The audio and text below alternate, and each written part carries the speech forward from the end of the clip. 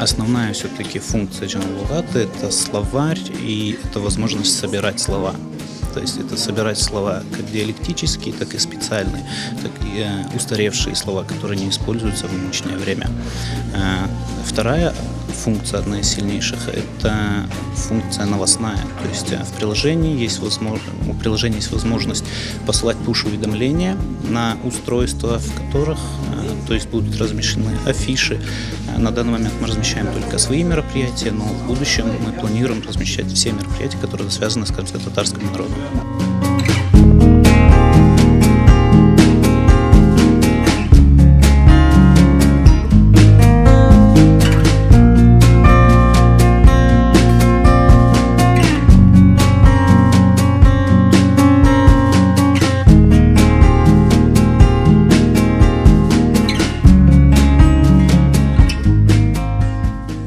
Студент olarak lügatlarını her daim kullanam. Çünkü olarsız hem okumaga da kıyın, hem de başkalarga bir şeylerini anlatmaga da pek kıyın ve canlı lügat çıkandan son benim hem de okuşum pek öyle kolaylaştı. Çünkü canlı lügat hem offline surette çalışa ve onun için o bütün talebelerimizge büyük bir ana tilimizni daha da yengil öğrenmege imkan berdi.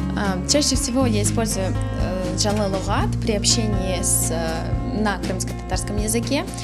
Бывают моменты, когда ты забываешь какое-либо слово, и тут на помощь приходит словарь.